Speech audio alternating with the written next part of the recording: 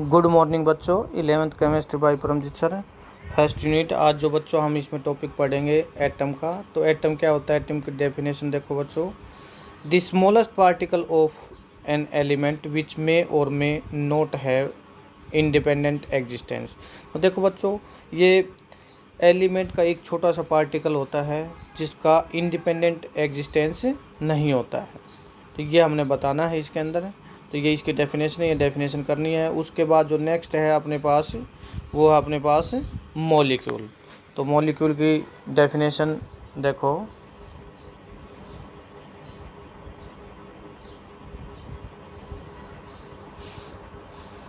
Molecule अपने पास क्या होगा, the smallest particle of the substance, और इसके अंदर एलिमेंट और कंपाउंड हम दोनों ले सकते हैं।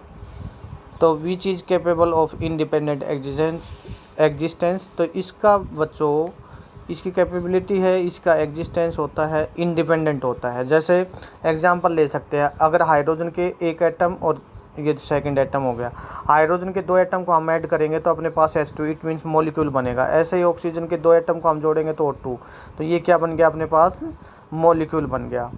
उसके बाद अपने पास आता है, इसको दो टाइप से क्लासिफाइड किया गया है मॉलिक्यूल को। क्लासिफिकेशन इसका दो टाइप से है। तो मॉलिक्यूल के अंदर देखो, जो फर्स्ट अपने पास है वो है होमोएटॉमिक।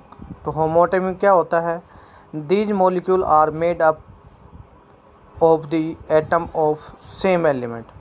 सेम एलिमेंट के एटम से मिलके बने तो क्या होगा, होमोएटॉमिक होगा। जैसे एग्जाम्पल इसमें बहुत सारे हैं, जैसे O2, O3, N2, H2, P4, S8, ये सारे होमोएटॉमिक एलिमेंट के एग्जाम्पल हैं, होमोएटॉमिक मॉलिक्यूल के एग्जाम्पल हैं। उसके बाद है heteroatomic. These molecule are made up of atom of different element, जो डिफरेंट टाइप के एलिमेंट से बने। जैसे बच्चों H2O, इसमें दो हाइड्रोजन मॉलिक्यूल हो गए, एक ऑक्सीजन हो गया। उसके बाद HCl, हाइड्रोक्लोरिक एसिड, एक हाइड्रोजन है एक क्लोरीन है। CO2, एक कार्बन है दो ऑक्सीजन है। NH3, एक अमोनिया है तीन हाइड्रोजन है। CH4, एक कार्बन है चार मीथेन है। PCl5, एक फॉस्फोरस, और उसके बाद अपने पास क्या है, 5 क्लोरीन है। तो ये एग्जाम्पल ये बना रखा है। CO2 का बीच में C2O, H2O वाटर रहा, अमोनिया रहा, और CH4 मीथेन गैस रही। उसके बाद बच्चों इसके अंदर आता है एटॉमिक मास। तो बच्चों इसके अंदर एटॉमिक मास की हम डेफिनेशन पढ़ेंगे। ये एटॉमिक मास की डेफिनेशन है। Atomic mass of an element defined as the average relative mass of an atom of element as compared to the mass of the carbon C12 taken as 12। तो देखो बच्चों, इसके अंदर जो रिलेटिव मास लेते हैं एलिमेंट का, उसका कंपैरिजन कार्बन जो 12 होता है, जिसकी मास, कार्बन की मास कितनी होती है, 12 होती है, उससे इसका क्या किया जाता है, कंपैरिजन किया जाता है। उससे ये रिलेटेड ली जाती है, यानी उसके कंपेयर्ड में ली जाती है, जिसको हम बोलेंगे एटॉमिक मास ऑफ एलिमेंट। तो एटॉमिक मास ये हम बता सकते हैं, एटॉमिक मास ऑफ एटम, तो ये किसके बराबर हो जाएगी, 1/12 ऑफ द कार्बन एटम। ये भी हम इसके अंदर बता सकते हैं। तो ये हमने इसके अंदर लेना है, ये डेफिनेशन ऊपर वाली ये डेफिनेशन करनी है। इसके बाद बच्चों इसके अंदर आगे देखो, इसके बाद इसके अंदर आता है ग्राम एटॉमिक मास और ग्राम एटम। तो ग्राम एटॉमिक मास देखो बच्चों, the atomic mass of an element expressed in the gram called the gram atom. किसी भी एलिमेंट की मास को हम किससे डिनोट करें, ग्राम से डिनोट करें, तो उसको बोलेंगे ग्राम एटॉमिक मास। तो ये अपने पास क्या हो जाएगी, ग्राम एटॉमिक मास। जैसे for example atomic mass of oxygen कितना होता है, 16 एटॉमिक मास यूनिट होती है। तो इसको ग्राम में अगर हम लिखेंगे तो ये लिख सकते हैं 16 ग्राम।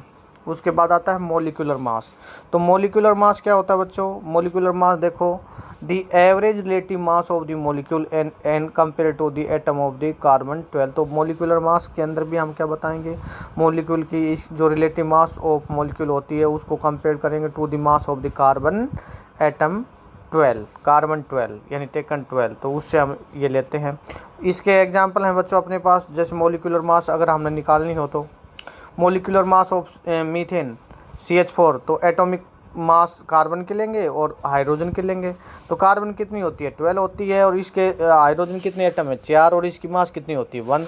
तो 12 प्लस में 4 इंटू में 1 ये हम कर देंगे तो अपने पास आ गई ये 16 आ जाएगी, 16 यूनिट मास हो जाएगी। इसी तरीके से हम CO2 की निकालें तो कार्बन की 12, ऑक्सीजन कितनी हो जाएगी 16 दूनी 32, 16 मल्टीप्लाई बाई 2 से करके ना ये आ जाएगी 14 यूनिट।